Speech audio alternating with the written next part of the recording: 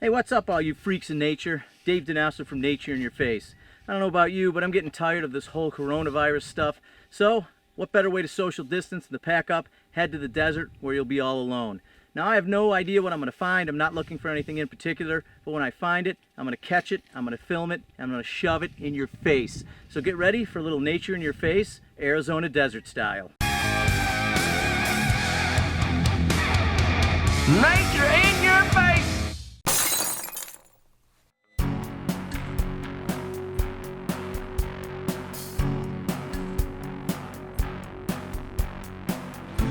Well, I got my first snake of the trip. This is a black-necked garter snake. It gets its name because of those two black markings on the side of the head.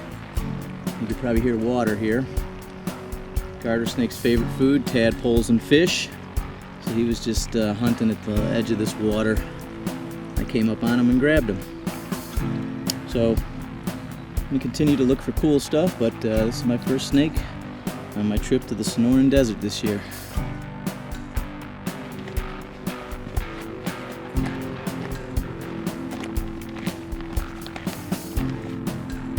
Alright guys, it's a mild day today.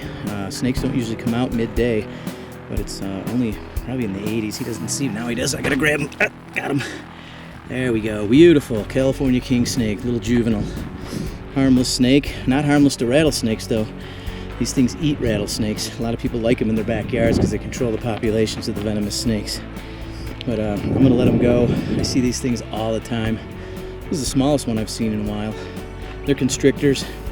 And yeah, it's kind of weird that they're called California king snakes because they're not just found in California. Maybe we should change the name to Arizona king snake. But I'm going to put him down. I'm going to let him go about his business. Go hunt your rattlesnakes, buddy. Beautiful, beautiful snake.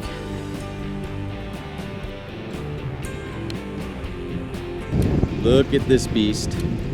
Now that's a gopher snake. Look at this thing. Holy cow. Yeah, you're all talk. You ain't so scary, buddy.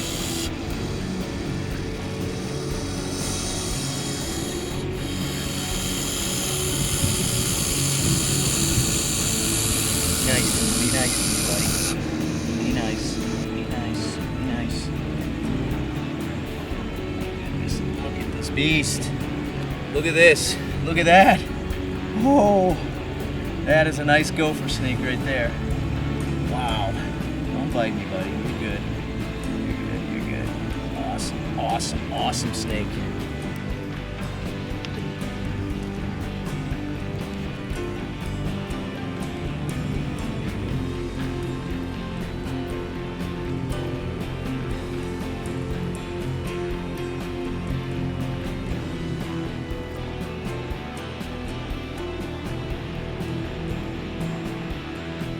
All right, the lights are out in the desert and the snakes are out in full force. I just caught these two snakes slithering on the ground, and even though they're completely different colors, they're the same snake species. These are called western ground snakes, and what's awesome about them is they're like fingerprints. They have so many different patterns and colors. This one's obviously all gray. You can see that this one has a red dorsal stripe on a gray background color. They also can have orange and black bands. They don't grow very big. They get about 20 inches. They eat small lizards and insects. It has been a great night. I am not done. I'm going to let these ground snakes go, and we're going to continue to hunt for awesome critters here in the Sonoran Desert. All right, nature freaks. Definitely been a good night. I have never found this before. This is a variable sand snake. It's one of Arizona's smallest snake species. It doesn't even grow to a foot in length. It's an insect eater. It's particularly fond of cockroaches. Who doesn't love a snake that eats cockroaches? It has a really cool shovel-shaped snout to burrow through loose soil. And look at these gorgeous tiger stripes. I mean, this thing looks just like a tiger, except it doesn't have ears, whiskers, and legs. Other than that, it looks just like a tiger. Now, I think they should call this thing the Tiger King, except it doesn't have a vendetta against Carol Baskin, and it's too small to eat her husband. I'm going to let it go, and we're going to continue to find really awesome critters here in the desert. We're rolling up on a snake. I have no idea what kind it is, so I'm going to pull off to the side. What is that? It looks like maybe a king snake. Hold on. Put on the headlamp and let's check this out. What the heck? Awesome. We got a long-nosed snake. Wow, this one is one of the most beautifully patterned ones I've ever seen. A lot of them are just black and white and just have faint orange. This one has a really bold orange pattern. It's a medium-sized snake. They only grow to about maybe 2.5 feet. They are not aggressive. I've caught these things many times. They never bite. They do have a really weird defense. They will sometimes squirt blood out of their nostrils, their mouth, or the cloaca. This one's pretty chill. He's not doing any of that. Awesome snake. I'm just gonna let him cruise on. He was in the middle of the road. I usually put him to the side that they were slithering towards, but he was going right down the middle of the road. Nice find here. Let me get a zoom in on him so you can see him a little better. Beautiful snake. Now they eat lizards, they'll eat eggs, they'll also eat mammals, so they're generalists. But just beautiful snake. A lot of people mistake them for coral snakes because of the bands. Alright, well I'm going to put him on the side of the road so he doesn't get hit.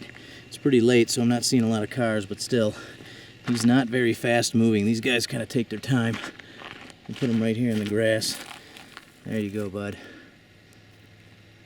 Have a nice life. Got my first tarantula of the trip, Tucson blonde tarantula. He's lifting up his abdomen. That's a defensive posture.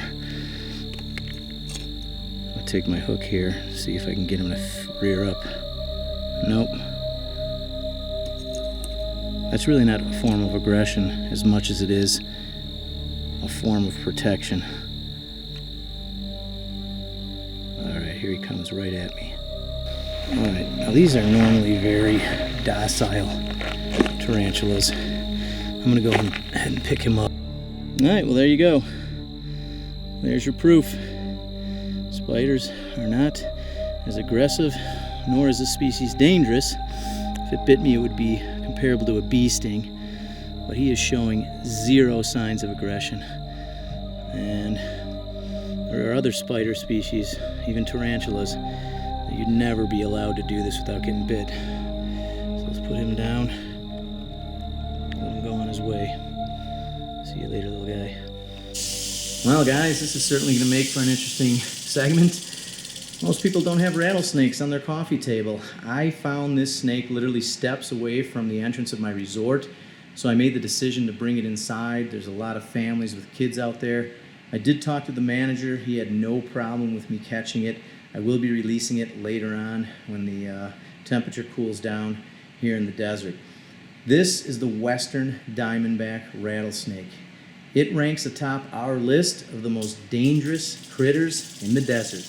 They are responsible for more envenomations and fatalities than any other snake in the United States. If you look at the grand scheme of things, they're not really as dangerous as I'm describing, and I say that only because on average 1 to 3 people die from snake bite in the United States. That's because we have anti-venom. As long as you get to a medical facility after you're bitten in a reasonable amount of time, they're going to save your life.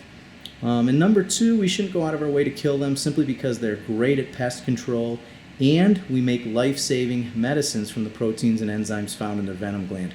So yes, this is a dangerous snake, but as long as you respect it, you'll be fine. No reason to want to get rid of this snake here in the desert.